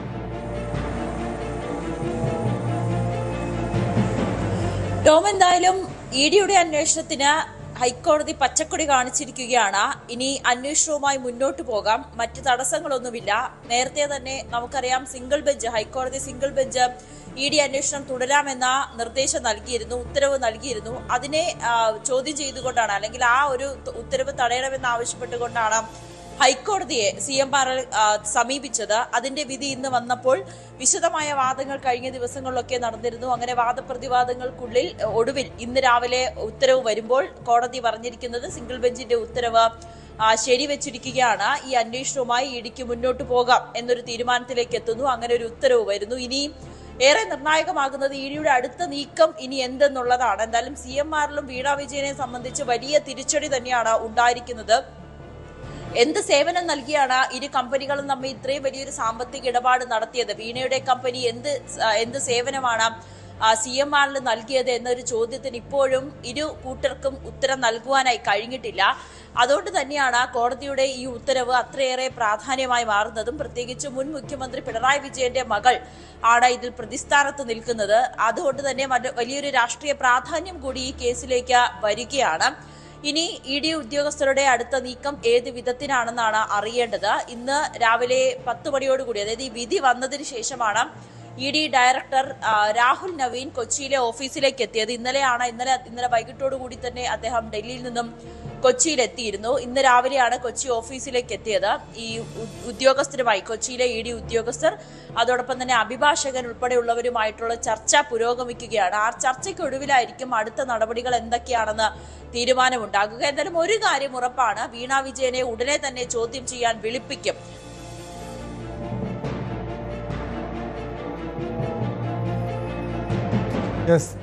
നവമി, അങ്ങനെയാണെങ്കിൽ ഇനി അറിയേണ്ടത് മറ്റ് നടപടികളുമായി മുന്നോട്ട് പോകാമെന്ന് ഇ ഡി ഹൈക്കോടതി വ്യക്തമാക്കിയിട്ടുണ്ട്. ഇ ഡിയുടെ നിർണായകമായിട്ടുള്ള യോഗം ചേരുന്നു. ഈ ചോദ്യം ചെയ്യൽ നേരത്തെ തന്നെ സമൻസ് അയക്കുന്ന കാര്യത്തിലൊക്കെ തീരുമാനമായതാണ്. ഇനി എന്നായിരിക്കും ചോദ്യം ചെയ്യലും മറ്റ് നടപടികളും ഉണ്ടാവുക? ഈ കേസുമായി ബന്ധപ്പെട്ട് കൂടുതൽ റെയ്ഡോ മറ്റ് നടപടികളോ ഇനി ആവശ്യമുണ്ടോ? ടോം, സിംഗിൾ ബെഞ്ചിന്റെ ഉത്തരവിന് ശേഷമാണ് ഈ 12 ഇടങ്ങളിൽ റെയ്ഡ് വന്നത്. സിംഗിൾ ബെഞ്ച് ഈ അന്വേഷണവുമായി മുന്നോട്ട് പോകട്ടെ എന്നൊരു ഉത്തരവ് വന്നതിന് ശേഷമായിരുന്നു 12 ഇടങ്ങളിൽ ഇ ഡി അന്വേഷണം നടത്തിയത്, റെയ്ഡ് നടത്തിയത്. ആ അന്വേഷണത്തിൽ വിവിധ തെളിവുകളടക്കം ശേഖരിച്ചിട്ടുണ്ട്. പ്രത്യേകിച്ച് വീണയുടെ ഒരു ഫോൺ, ശശിധരൻ കർത്തയുടെ ഒരു ലാപ്ടോപ്പ് അടക്കമുള്ളവ ശേഖരിച്ചു. അത് ശാസ്ത്രീയ പരിശോധനയ്ക്കായി അയച്ചിട്ടുണ്ട്. വീണയുടെ വീട്ടിൽ നിന്നും ചില ബാങ്കുമായി ബന്ധപ്പെട്ട നിർണായക വിവരങ്ങൾ കൂടി കണ്ടെടുത്തു എന്നാണ് ഇ ഡി ഉദ്യോഗസ്ഥർ വ്യക്തമാക്കുന്നത്. ഇനി എന്താണ് ശശിധരൻ കർത്തയെയും വീണ വിജയനെയും ഒക്കെ ചോദ്യം ചെയ്യാൻ വിളിപ്പിക്കുന്നത്, അതിനുവേണ്ടി സമൻസ് അയക്കുന്നത് തീയതി മാത്രം അറിഞ്ഞാൽ മതിയാകും. ഈ ശേഖരിച്ച തെളിവുകളുമായി നിർത്തിവെച്ചുള്ള ഒരു ചോദ്യം ചെയ്യലായിരിക്കും ഇ ഡി അടുത്തതായി നടത്തുക. എന്നാലും ഇതിലൊരു നേരത്തെ തന്നെ നമ്മൾ ചർച്ച ചെയ്തതാണ്, അല്ലെങ്കിൽ വളരെ വിവാദമായതായിരുന്നു ഈ വീണ വിജയന്റെ വീട്ടിലെ റെയ്ഡ്. അതായത് മുൻ മുഖ്യമന്ത്രി പിണറായി വിജയന്റെ വീട്ടിലുള്ള റെയ്ഡ് നടത്തിയതിന് പിന്നാലെ ഉണ്ടായ ഇ ഡി ഉദ്യോഗസ്ഥർക്കെതിരായിട്ടുള്ള ആക്രമണം. അത് വലിയ രീതിയിൽ വീണ വിജയന് തിരിച്ചടിയാകുമെന്ന് തന്നെയായിരുന്നു വിലയിരുത്തൽ. അതുകൊണ്ട് തന്നെയാണ് ഈ അന്വേഷണവുമായി എത്രയും വേഗം മുന്നോട്ട് പോകുക, വേഗത്തിൽ അന്വേഷണം നടത്തുക എന്നൊരു തീരുമാനത്തിലേക്ക് ഇ ഡി ഉദ്യോഗസ്ഥരും എത്തി നിൽക്കുന്നത്. എന്തായാലും കോടതിയിലടക്കം ഈ അന്നുണ്ടായ അക്രമ സംഭവങ്ങളെല്ലാം ചൂണ്ടിക്കാട്ടിക്കൊണ്ടാണ് ഈ അന്വേഷണം തടയണമെന്ന് ആവശ്യപ്പെട്ടുകൊണ്ടുള്ള CMRന്റെ ഹർജിയെ ഇ ഡി പൂർണ്ണമായും തടഞ്ഞത്.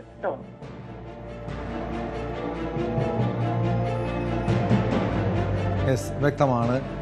നവമി ദിനേശാണ് കൊച്ചിയിൽ നിന്നും വിവരങ്ങൾ നൽകിയത്. എന്തായാലും CMRന്റെ ഹർജി തള്ളിയത് അത് വലിയ തിരിച്ചടി തന്നെയാണ്. ഇനി ഒരു പക്ഷേ ഇനി എന്തായിരിക്കും ഇ ഡിയുടെ തുടർ നീക്കങ്ങൾ ഈ കേസുമായി ബന്ധപ്പെട്ട് എന്താണ് എന്നാണ് അറിയേണ്ടത്. ഇ ഡിയുടെ നിർണായക യോഗം ചേരുകയാണ്. കാഫിർ സ്ക്രീൻഷോട്ട് കേസിൽ അന്വേഷണം വേഗത്തിലാക്കാൻ SITയുടെ ആദ്യ യോഗം വടകരയിൽ പൂർത്തിയായി. ഡിവൈഎഫ്ഐ നേതാവ് റിബേഷ് രാമകൃഷ്ണൻ അടക്കമുള്ളവരുടെ ചോദ്യം ചെയ്യൽ ഉടനുണ്ടാകും. കേസിൽ ആദ്യം പ്രതിയായ MSF പ്രവർത്തകൻ CK കാസിമിന്റെയും മൊഴിയെടുക്കും. സ്ക്രീൻഷോട്ടിന്റെ ഉറവിടം കണ്ടെത്തുന്നതിന് അതീവ ദുഷ്കരമെന്ന് Vadakara rural SP T Farash പറഞ്ഞു. മൊബൈൽ ഫോണുകൾ ശാസ്ത്രീയമായി പരിശോധിച്ചതിന്റെ പൂർണ്ണമായ ഫലം ഇതുവരെയും ലഭ്യമായിട്ടില്ല. വിവരങ്ങളുമായി MS അനീഷ് കുമാർ ചേരുന്നു കോഴിക്കോട് നിന്ന്. അനീഷ്, ഈ കാഫിർ സ്ക്രീൻഷോട്ട് കേസിൽ അന്വേഷണം ഊർജിതമാക്കുകയാണ്. എന്തായിരിക്കും SITയുടെ അടുത്ത നീക്കങ്ങൾ?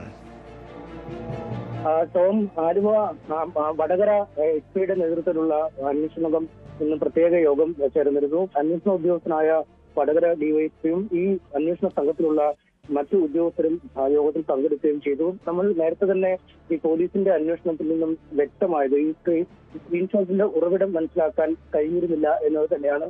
ഈ സ്ക്രീൻഷോട്ട് പ്രചരിപ്പിച്ച ആളുകളെ കുറിച്ചുള്ള വിവരങ്ങൾ അല്ലെങ്കിൽ സമൂഹ മാധ്യമങ്ങളിൽ പ്രചരിപ്പിച്ചവരെ കുറിച്ചുള്ള വിവരങ്ങളൊക്കെ നേരത്തെ തന്നെ പോലീസ് ശേഖരിച്ചു. ഇത്തരത്തിൽ ആദ്യം ഈ MSF നേതാവായിരുന്ന മുഹമ്മദ് കാസിം എന്ന ആളുടെ CK കാസിം എന്നയാളുടെ പേരിൽ അദ്ദേഹത്തിന്റെ നമ്പറുകളൊക്കെ ചേർത്തുള്ള ഒരു പേരിൽ അദ്ദേഹം സൃഷ്ടിച്ചതാണ് ഈ സ്ക്രീൻഷോട്ട് എന്ന പേരിൽ. അദ്ദേഹം ഒരു ഗ്രൂപ്പിൽ പങ്കുവച്ചതാണ് ഈ സ്ക്രീൻഷോട്ട് എന്ന പേരിലായിരുന്നു ആദ്യം പ്രത്യക്ഷമായത്. ഇതേ തുടർന്നുള്ള അന്വേഷണം പിന്നീട് നീളുകയും ഇടത് സൈബർ ആളുകളുടെ കൈവശമുള്ള പോരാളി ഷാജി, അമ്പാടിമുക്ക് സഹാഫൻ തുടങ്ങിയ അടക്കമുള്ള പേജുകളിലൊക്കെ ഈ സ്ക്രീൻഷോട്ട് പിന്നീട് എത്തുകയും ചെയ്തു. വടകര തെരഞ്ഞെടുപ്പിന്റെ തലേദിവസം 2024 ഏറ്റവും വാശിയേറിയ തെരഞ്ഞെടുപ്പ് അല്ലെങ്കിൽ തെരഞ്ഞെടുപ്പിന്റെ പോരാട്ടം നടന്ന മണ്ഡലങ്ങളിൽ ഒന്നായിരുന്നു വടകര. അവിടെ KK ശൈലജ ടീച്ചറും ഒപ്പം ഷാഫി പറമ്പിലും ഒന്നിലാണ് മത്സരം നടക്കുകയും ചെയ്ത് അതുകൊണ്ട് തന്നെ അത്തരം ഒരു പിരിമുറുക്കമുള്ള പോരാട്ടം നടക്കുന്ന ഇടത്താണ് തെരഞ്ഞെടുപ്പിന്റെ തലേ ദിവസം ഈ കാഫിർ എന്ന പേരിൽ ഈ ശൈലജ ടീച്ചർക്ക് വോട്ട് ചെയ്തതെന്ന നിർദ്ദേശമൊക്കെ ഉള്ള ഈ സ്ക്രീൻഷോട്ട് പ്രചരിച്ചത്. അത് മുസ്ലിം ലീഗ് കേന്ദ്രങ്ങളിൽ നിന്നാണ് ഉത്ഭവിച്ചതെന്നും UDF പ്രവർത്തകർ ഇത് വ്യാപകമായി പ്രചരിപ്പിക്കുന്നു എന്നും ആണ് ആരോപണം ഉയർന്നിരുന്നത്. പിന്നീട് നടത്തിയ അന്വേഷണത്തിൽ എന്നാൽ MSF നേതാവ് കാസിമിന്റെ പേരിൽ വ്യാജമായി സൃഷ്ടിച്ചതാണ് ഈ സ്ക്രീൻഷോട്ട് എന്ന് കണ്ടെത്തിയിരുന്നു. ഇതേ തുടർന്നാണ് പിന്നീട് അന്വേഷണം നീളുകയും CPMന്റെ ആളുകളിലേക്ക് ഈ അന്വേഷണം എത്തുകയും ചെയ്തത്. ആ ഘട്ടത്തിലാണ് പിന്നീട് അന്വേഷണം അവസാനിച്ചത്. ഹൈക്കോടതിയിൽ ഈ കേസ് വേഗത്തിൽ നടക്കുന്നില്ല എന്ന് ആരോപിച്ച് കാസിം ഒരു ഹർജി നടത്തുകയും ഹർജി നൽകുകയും ആ ഹർജിയിൽ ഈ കാസിം കുറ്റക്കാരനെന്ന് തെളിയിക്കുന്നതിന് പര്യാപ്തമായ തെളിവുകൾ അല്ലെങ്കിൽ കാസിമാണ് ഈ സ്ക്രീൻഷോട്ട് നിർമ്മിച്ചത് അല്ലെങ്കിൽ ഈ സ്ക്രീൻഷോട്ട് പ്രചരിപ്പിച്ചത് കാസിം ആണ് എന്ന് വ്യക്തമാക്കുന്ന തെളിവുകൾ ഇല്ല എന്ന് വ്യക്തമാക്കുകയും ചെയ്തു. ഇതിനുശേഷം ഈ സർക്കാർ അവസാന ഘട്ടത്തിലേക്ക് എത്തിയപ്പോൾ ഈ കേസ് മതിയായ തെളിവുകൾ ശേഖരിക്കാൻ കഴിഞ്ഞിട്ടില്ല, അല്ലെങ്കിൽ ആരാണ് ഈ കൃത്യം ചെയ്തതെന്ന്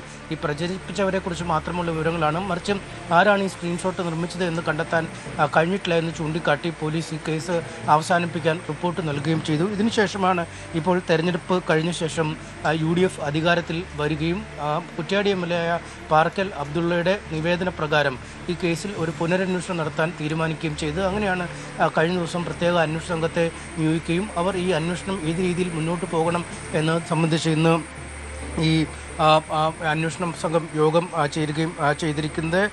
എന്തായാലും നേരത്തെ മൊഴി ശേഖരിച്ച, അതായത് കാസിം അടക്കമുള്ള ആളുകളുടെ മൊഴി വീണ്ടും രേഖപ്പെടുത്തും. ഒപ്പം DYFI നേതാവ് റിവേഷ് രാമകൃഷ്ണൻ അടക്കമുള്ളവർ ഈ സ്ക്രീൻഷോട്ട് വ്യാപകമായി ഷെയർ ചെയ്തു എന്ന് നേരത്തെ തന്നെ അന്വേഷണം കണ്ടെത്തി.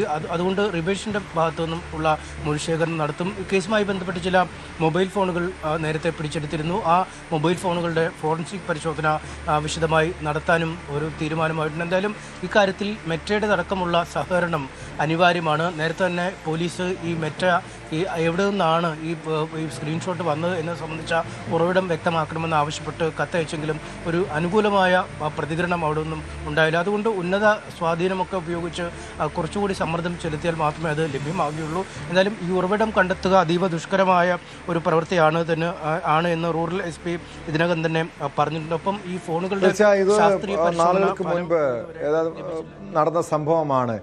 അതുകൊണ്ട് തന്നെ ഇതിൻ്റെ ഈ തെളിവുകൾ കണ്ടെത്തുക അതൊക്കെ വലിയ വെല്ലുവിളിയല്ലേ അന്വേഷണ സംഘത്തെ സംബന്ധിച്ച്. മാത്രമല്ല മെറ്റയോട് ഇതുമായി ബന്ധപ്പെട്ട വിവരങ്ങൾ ആരാഞ്ഞിട്ടുണ്ട്. പക്ഷെ ഇത്രയും ഈ മാസങ്ങൾക്ക് മുൻപ് നടന്ന സംഭവമായതുകൊണ്ട് തന്നെ ഇതിൻ്റെ ആ വിവരങ്ങൾ ലഭ്യമാകുക എന്ന് പറയുമ്പോൾ അതത്ര എളുപ്പമുള്ള കാര്യമായിരിക്കുമോ?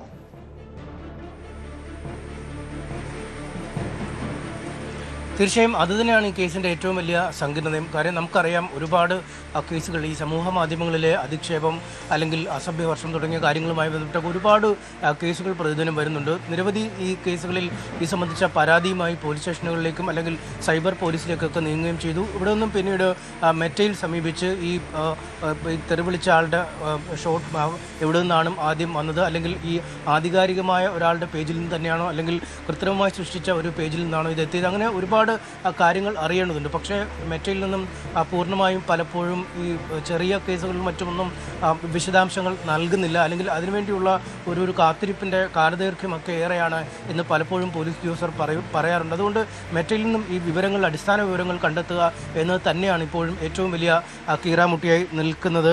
ഈ നമ്മളിപ്പോൾ നേരത്തെ പറഞ്ഞ ആളുകളിലേക്കൊക്കെ അന്വേഷണം എത്തുമ്പോഴും അവരാരുമല്ല നിർമ്മിച്ചത്, അല്ലെങ്കിൽ അവരാണ് ഈ സ്ക്രീൻഷോട്ട് നിർമ്മിച്ചതെന്ന് കണ്ടെത്താൻ കഴിഞ്ഞിട്ടില്ല. രാഷ്ട്രീയ ചുവയുടെ ഉള്ള ഒരു പ്രചരണ സാമഗ്രി ലഭിക്കുമ്പോൾ പലപ്പോഴും രാഷ്ട്രീയ നേതാക്കളും പ്രവർത്തകരും ഒക്കെ അത് ഉപയോഗിക്കുന്ന ഒരു കാഴ്ചയും കാണാറുണ്ട്. എന്തായാലും ഈ ഉറവിടം കണ്ടെത്തുക എന്നതാണ് ഏറ്റവും ദുഷ്കരമായ ജോലി. ആ ഒരു ജോലിയിലേക്കാണ് ആദ്യം തങ്ങൾ കടക്കുന്നതെന്നാണ് SP വ്യക്തമാക്കിയിരിക്കുന്നത്. ഒപ്പം ഈ അന്വേഷണ സംഘത്തിനെതിരെയും ചില ആരോപണങ്ങളൊക്കെയായി യൂത്ത് കോൺഗ്രസ് നേതാക്കളൊക്കെ രംഗത്തെത്തിയിട്ടുണ്ട് എന്നതാണ് ഏറ്റവും പ്രധാനം. അതിലേറ്റവും പ്രധാനം ഈ അന്വേഷണ സംഘത്തിലെ ഉദ്യോഗസ്ഥർക്ക് ഈ CPM ബന്ധമുണ്ട് എന്നതടക്കമുള്ള ചില പരാതികൾ ഇതിനകം തന്നെ ഉയർന്നു വന്നിട്ടുണ്ട്. ഇത് സംബന്ധിച്ച് യൂത്ത് കോൺഗ്രസ് സംസ്ഥാന സെക്രട്ടറി ആഭ്യന്തരമന്ത്രിക്ക് ഇതിനകം തന്നെ പരാതി നൽകുന്ന ഒരു കാഴ്ചയുമുണ്ട്. ഇതിൽ ഉദ്യോഗസ്ഥരുടെ പേരടക്കം പറഞ്ഞുകൊണ്ടാണ് ഈ ഒരു പരാതി ഇപ്പോൾ ഏറ്റവും ഒടുവിൽ നൽകിയിരിക്കുന്നത്. ഭൂരിഭാഗം ഈ SITയിലെ അംഗങ്ങളിൽ പ്രധാനപ്പെട്ട ആളുകൾ, പ്രത്യേകിച്ചും ഇൻസ്പെക്ടർ ആയ ദിനേശ് ശേവി എന്നയാൾ, അദ്ദേഹം കണ്ണൂരിൽ നിന്നുള്ള കടുത്ത CPM സഹയാത്രികനാണ്. രാഷ്ട്രീയ താല്പര്യങ്ങൾ വഴി അദ്ദേഹം കേസ് വഴിതിരിച്ചുവിടാൻ ശ്രമിക്കും എന്ന ആരോപണമുണ്ട്. K. രഞ്ജിത്ത് എന്നയാൾ ചാനിയങ്കടവിൽ ഒരു മുസ്ലിം ലീഗ് പ്രവർത്തകൻ്റെ വീട്ടിൽ അർദ്ധരാത്രി അതിക്രമിച്ചു കയറി സ്ത്രീകളോട് മനുഷ്യത്വരഹിതമായി പെരുമാറിയ ഉദ്യോഗസ്ഥനാണെന്ന് പറയുന്നു. സുധീഷ് വള്ളിയാട്ട് പോലീസ് അസോസിയേഷൻ്റെ നിലവിലെ സംസ്ഥാന കമ്മിറ്റി അംഗമാണ്. അദ്ദേഹത്തിന് സജീവമായ രാഷ്ട്രീയ ആഭിമുഖ്യമുണ്ട്. ഒപ്പം വിജേഷ് അടക്കമുള്ള മറ്റ് പോലീസ് ഉദ്യോഗസ്ഥരും CPMൻ്റെ അനുഭാവികളാണ്. ഇത്തരത്തിൽ CPM അനുഭാവികളായ ആളുകളെ കുത്തിനിറച്ചാണ് ഈ പ്രത്യേക അന്വേഷണ സംഘത്തെ രൂപീകരിച്ചതെന്നാണ് യൂത്ത് കോൺഗ്രസിൻ്റെ ആരോപണം. ഈ ആരോപണം പുറത്തെത്തിയിട്ടും അല്ലെങ്കിൽ ആഭ്യന്തരമന്ത്രിക്കൊക്കെ പരാതി നൽകിയിട്ടും റൂറൽ SP ഇതിനോട് കാര്യമായി വളരെ സങ്കീർണമാണ് ഈ കാഫിർ സ്ക്രീൻഷോട്ടുമായി ബന്ധപ്പെട്ട കേസ്. എന്തായാലും SIT അന്വേഷണം ഊർജിതമാക്കുകയാണ്. തൃശൂർ ഒല്ലൂരിലും വയനാട്ടിലും ഓപ്പറേഷൻ തൂഫാന്റെ ഭാഗമായി പരിശോധന. ഒല്ലൂരിൽ കാർ വർക്ക്ഷോപ്പിന്റെ മറവിൽ ലഹരി വിൽപ്പന നടത്തിയിരുന്ന സംഘത്തെ പിടികൂടി. 5 പേരാണ് അറസ്റ്റിലായത്. പോലീസിന്റെ പരിശോധനയിൽ MDMAയും പണവും ഉൾപ്പെടെ പിടിച്ചെടുത്തിട്ടുണ്ട്. വയനാട് സുൽത്താൻ ബത്തേരിയിൽ നടത്തിയ വ്യാപകമായ പരിശോധനയിൽ ഹാൻസും കൂൾ ലിപ്സും തുടങ്ങിയ വൻ നിരോധിത പാൻ മസാലകളും പിടികൂടി. വിവരങ്ങളുമായി ജയരാജ് ബത്തേരി ചേരുന്നു. ജയരാജ്, സംസ്ഥാന വ്യാപകമായി പോലീസ് ഓപ്പറേഷൻ തൂഫാന്റെ ഭാഗമായി റെയ്ഡുകൾ ഊർജിതമാക്കുന്നുണ്ട്. ഇന്നലെ 100-ലധികം, ഏകദേശം സംസ്ഥാന വ്യാപകമായി 300-ലധികം കേസുകളാണ് ഇന്നലെ രജിസ്റ്റർ ചെയ്തത്. ഇന്നും പരിശോധനകൾ തുടരുന്നു. അതിൽ തൃശ്ശൂരും വയനാട്ടിലുമാണ് കൂടുതൽ നടപടികളുമായി പോലീസ് മുന്നോട്ട് പോകുന്നത്. വയനാട്ടിൽ എന്തൊക്കെ ഇടപാടുകളാണ് പിടിച്ചെടുത്തത്? എത്ര കേസുകൾ രജിസ്റ്റർ ചെയ്തിട്ടുണ്ട്? എത്ര ആളുകളെ ഈ കേസ് ലഹരി കേസുകളുമായി ബന്ധപ്പെട്ട് അറസ്റ്റ് ചെയ്തിട്ടുണ്ട്? ജയരാജ്.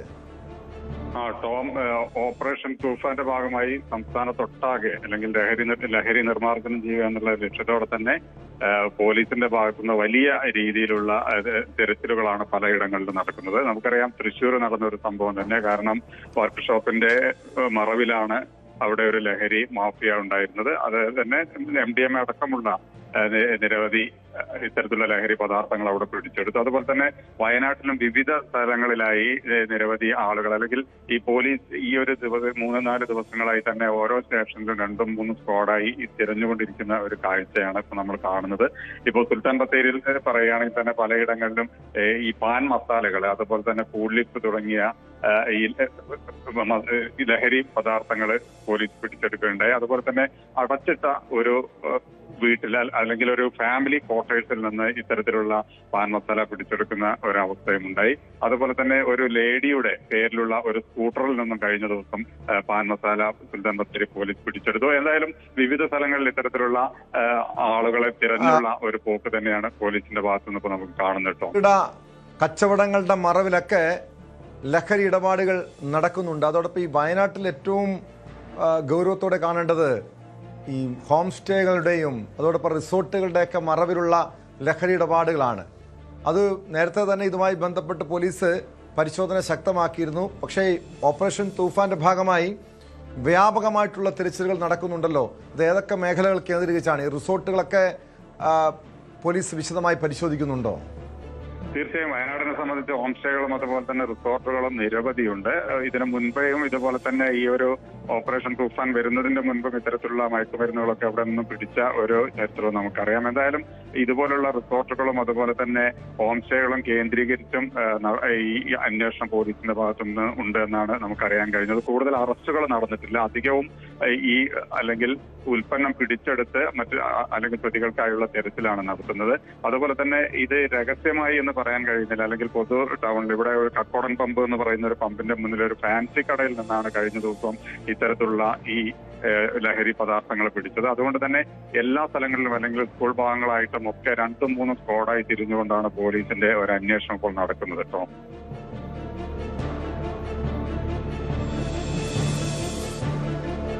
വ്യക്തമാണ്. ജയരാജ് ബത്തേരിയാണ് വിവരങ്ങൾ നൽകിയത്. വയനാട്ടിലും തൃശ്ശൂരും ഉൾപ്പെടെ ഓപ്പറേഷൻ തൂഫാന്റെ ഭാഗമായി ലഹരി വസ്തുക്കൾ എടുത്തിട്ടുണ്ട്. നിരവധി യുവാക്കളും സ്ത്രീകളും അടങ്ങുന്ന സംഘങ്ങളെ പിടികൂടിയിട്ടുണ്ട്. വരും ദിവസങ്ങളിലും റെയ്ഡുകൾ കൂടുതൽ ശക്തമാക്കാനാണ് പോലീസിൻ്റെ തീരുമാനം. അതിലേറ്റവും പ്രധാനപ്പെട്ട കാര്യം വയനാട്ടിൽ റിസോർട്ടുകളുടെയും ഹോം സ്റ്റേകളുടെയും മറവിൽ നടക്കുന്ന ലഹരി ഇടപാടുകൾ ലക്ഷ്യമിട്ടും പോലീസിൻ്റെ റെയ്ഡുകൾ തുടരുകയാണ്. പാലക്കാട് മണ്ണാർക്കാട് ഓടിക്കൊണ്ടിരുന്ന സ്കൂൾ ബസിന്റെ ഡോർ തെറിച്ചു വീണ സംഭവത്തിൽ നടപടിക്കൊരുങ്ങിയ അധികൃതർ വാഹനങ്ങൾക്കെതിരെ കേസെടുക്കുകയും പിഴ ചുമത്തുകയും ചെയ്തു. കഴിഞ്ഞ ദിവസമാണ് പാലക്കാട് മണ്ണാർക്കാട് തച്ചമ്പാറ ദേശബന്ധു സ്കൂൾ ബസിന്റെ ഡോർ ഓടിക്കൊണ്ടിരിക്കെ തെറിച്ചു വീണത്. ഭാഗ്യം കൊണ്ട് മറ്റനിഷ്ട സംഭവങ്ങളൊന്നും ഉണ്ടായില്ല.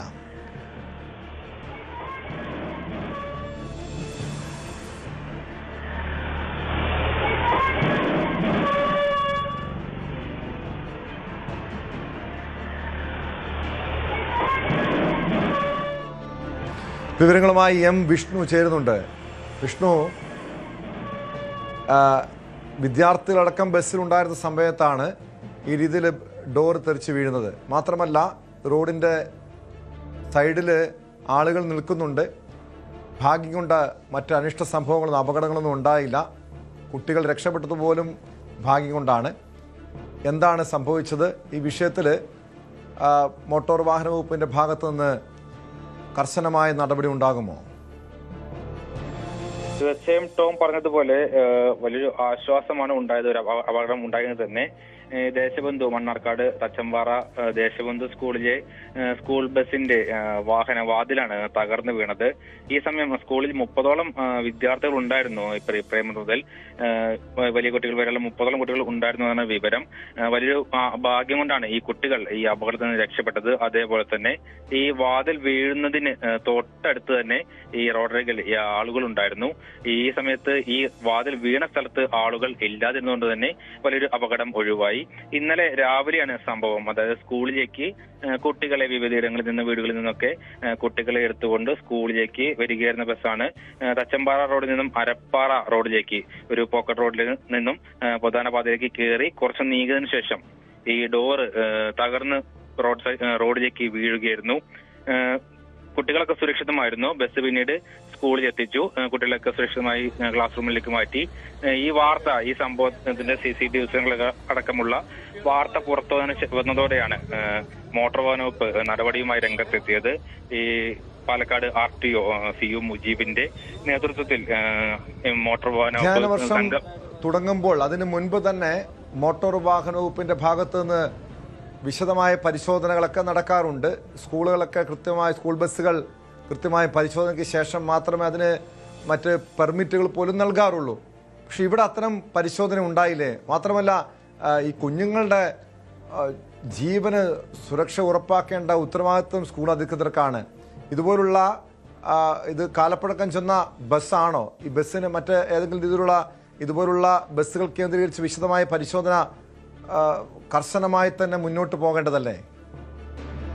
തീർച്ചയായും നമുക്ക് ലഭിക്കുന്ന വിവരം അനുസരിച്ചിട്ട് ഈ സ്കൂൾ ബസ്സുകൾക്ക് വേണ്ടി കുട്ടികളെ കൊണ്ടുവരുന്നതിന് വേണ്ടി മറ്റൊരു കമ്പനിക്ക് കരാർ കൊടുത്തിരിക്കുന്നു. അവരാണ് ഈ സ്കൂൾ ബസ്സുകളെല്ലാം ഓപ്പറേറ്റ് ചെയ്യുന്നത്.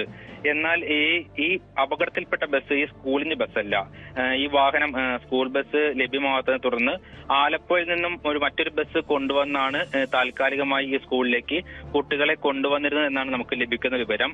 2 ആഴ്ച മുമ്പ് ഈ മഴക്കാലത്തോടനുബന്ധിച്ച് സ്കൂൾ തുറക്കുന്നതിന് മുന്നോടിയായിട്ട് എല്ലാ വർഷവും വാഹനത്തിന് ഫിറ്റ്നസ് ഉണ്ടെങ്കിൽ കൂടി മോട്ടോർ വാഹന വകുപ്പിന്റെ നേതൃത്വത്തിൽ എല്ലാ താലൂക്ക് കേന്ദ്രങ്ങളിലും സ്കൂൾ വാഹനങ്ങളുടെ പരിശോധന നടത്തുകയും അതിലെല്ലാ സജ്ജീകരണങ്ങളും ഉറപ്പാണെങ്കിൽ മാത്രം മോട്ടോർ വാഹന വകുപ്പ് ഒരു സ്റ്റിക്കർ നൽകുകയും ഈ സ്റ്റിക്കർ ഉണ്ടെങ്കിൽ മാത്രമേ കുട്ടികളെ കയറ്റി ഓടിക്കാൻ പാടുള്ളൂ എന്നൊക്കെയാണ് ചട്ടങ്ങളും നിയമങ്ങളും നിലനിൽക്കുന്നതെങ്കിൽ കൂടി 2 ആഴ്ച മുമ്പാണ് ഈ വാഹനത്തിന് ഫിറ്റ്നസ് നൽകി എന്ന് പറയുന്നു.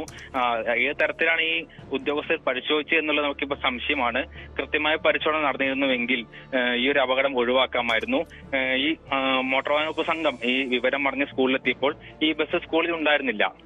സ്കൂൾ അധികൃതരും വ്യക്തമായി പറഞ്ഞില്ല. കാരണം മറ്റൊരു ബസ് കാണിച്ചു കൊടുത്തിട്ട് ഈ ബസ്സാണ് ഉണ്ടായതെന്നൊക്കെ പറഞ്ഞെങ്കിലും തുടർന്ന് ഈ ഉദ്യോഗസ്ഥർ GPS സംവിധാനം മുൻപ് വന്നാണ് ഒരു നിയമം, സ്കൂൾ ബസ്സുകളൊക്കെ GPS സംവിധാനം വേണമെന്നുള്ളത്.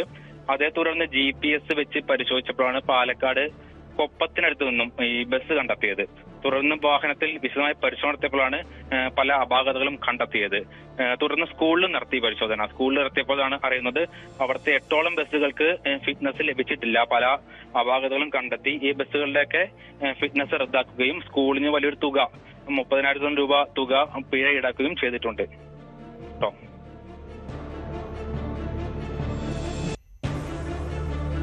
വ്യക്തമാണ്. M. വിഷ്ണുവാണ് വിവരങ്ങൾ നൽകിയത്. എന്തായാലും വലിയ ഭാഗ്യം കൊണ്ടാണ് ഈ വലിയ അനിഷ്ട സംഭവങ്ങൾ ഒഴിവായത്. ഈ സ്കൂളുകൾ തന്നെ, സ്കൂൾ അധികൃതർ തന്നെ ഈ കുഞ്ഞുങ്ങളെ കൊണ്ടുപോകുന്ന, കുട്ടികളെ കൊണ്ടുപോകുന്ന ബസ്സുകൾ അത് കാലപ്പഴക്കം ചെന്നതാണോ, അങ്ങനെയെങ്കിൽ അതിനെതിരെ നടപടി സ്വീകരിക്കണം. അത് കൃത്യമായി പരിശോധിച്ച ശേഷം മാത്രമേ ഇതുപോലുള്ള ബസ്സുകൾ, സ്കൂൾ ബസ്സുകൾ പൊതുനിരത്തിലിറക്കാവൂ. എറണാകുളം മലയിടംതിരുത്ത് കുടിയൊഴിപ്പിക്കലിൽ മന്ത്രി റോജി M. ജോണിന്റെ നേതൃത്വത്തിലുള്ള ചർച്ച അല്പസമയത്തിനകം. താമസക്കാരും സമരസമിതി പ്രതിനിധികളും കളക്ടറേറ്റിലെത്തി. സ്ഥലമുടമകളായ കണ്ണാട്ട് കുടുംബാംഗങ്ങളും ചർച്ചയിൽ പങ്കെടുക്കും. മന്ത്രി Roji M. John, collector, rural SP എന്നിവർ യോഗത്തിലെത്തി. സമരസമിതിയും അഭിഭാഷക കമ്മീഷനും സ്ഥലം ഉടമകളുമായും 1ാം വട്ട ചർച്ച നേരത്തെ നടത്തിയിരുന്നു. വിവരങ്ങളുമായി ഡാനി ഇപ്പോൾ ചേരുന്നുണ്ട് കൊച്ചിയിൽ നിന്ന്. ഡാനി, ഈ മാസം 9-ന് മുൻപ് നടപടികൾ പൂർത്തിയാക്കാൻ പെരുമ്പാവൂർ മുനിസിപ്പൽ കോടതിയുടെ നിർദ്ദേശമുള്ളതാണ്. അതിനെതിരെ ഹൈക്കോടതിയിൽ നിന്ന് സർക്കാർ സാവകാശം വാങ്ങിയിട്ടുണ്ട്. ഈ മാസം 16 വരെയാണ് ഹൈക്കോടതി അനുമതി നൽകിയിട്ടുള്ളത്. അതിനു മുൻപ് ഈ പ്രശ്നത്തിൽ ഒരു ഒത്തുതീർപ്പുണ്ടാക്കണം. ഇന്നത്തെ ചർച്ചയിൽ എത്രത്തോളം പ്രതീക്ഷയുണ്ട് സമരസമിതിക്ക്?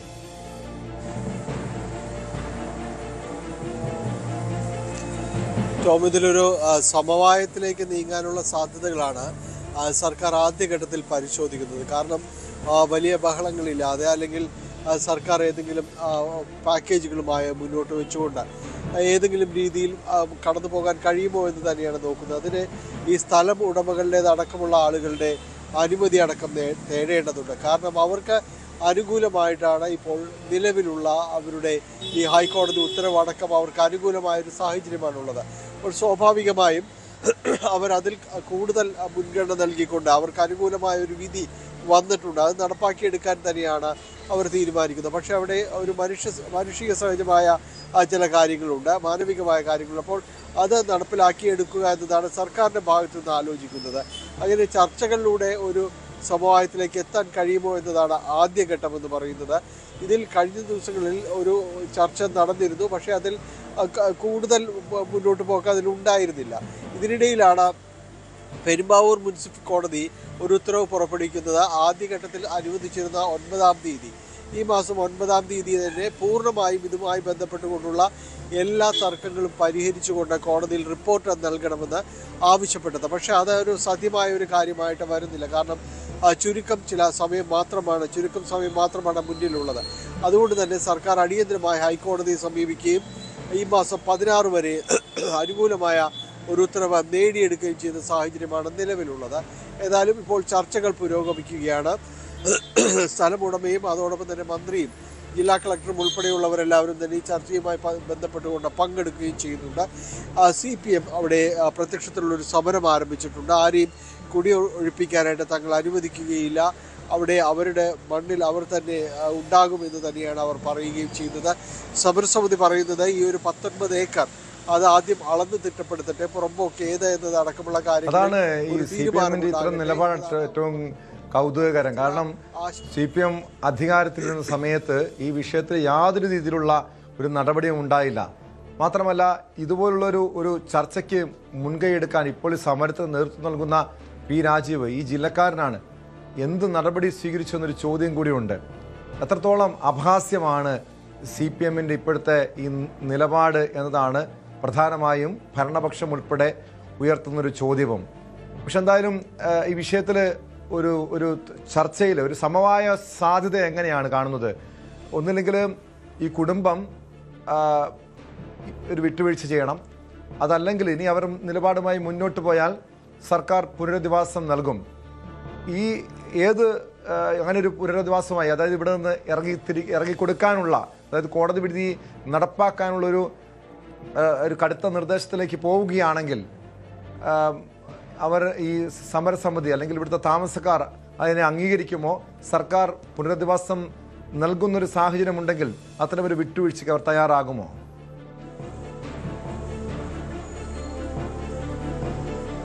നിലവിലത്തെ സാഹചര്യത്തിൽ സമരസമിതിയുടെ ഒരു തീരുമാനമെന്ന് പറയുന്നത് അവർ അവിടെ നിന്ന് മാറില്ല എന്ന രീതിയിലാണ് അവരവിടെ നിലകൊള്ളുന്നത്. തങ്ങൾക്ക് കാലങ്ങളായിട്ട് തങ്ങൾ അധിവസിക്കുന്ന ഭൂമിയാണ്, ഇവിടെ നിന്ന് ഒഴിയാൻ പറ്റില്ല എന്ന രീതിയിലുള്ളൊരു നിലപാടിലാണ് അവർ ഉള്ളത്. പക്ഷെ നമുക്കറിയാം കോടതി വിധി മറിച്ചാണ്. കോടതി വിധി അവരുടെ അവകാശങ്ങളെ തള്ളുന്നുണ്ട്, അവിടെ തുടരാൻ അനുവദിക്കില്ല എന്ന് അസന്നിഗ്ധമായി വ്യക്തമാക്കുകയും ചെയ്യുന്നുണ്ട്.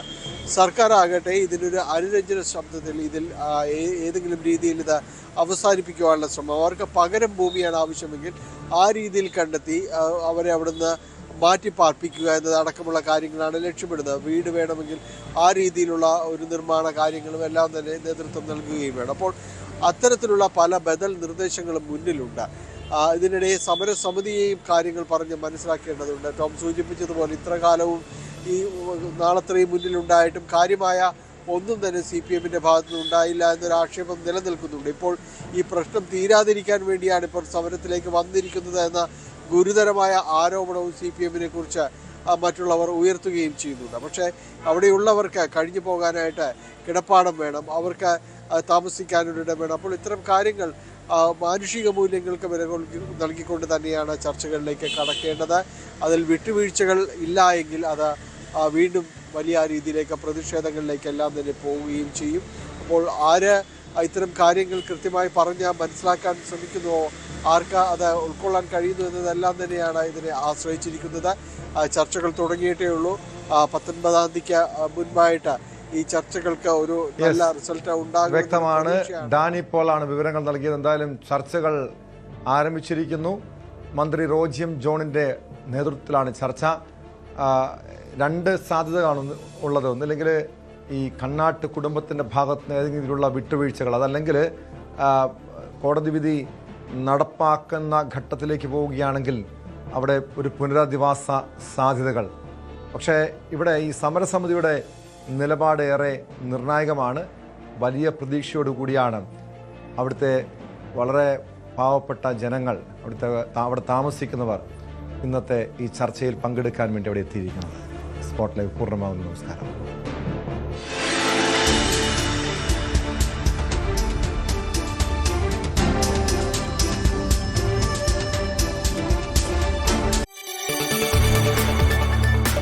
കൂടുതൽ വാർത്തകൾക്ക് News 18 Keralam YouTube channel subscribe ചെയ്യുക.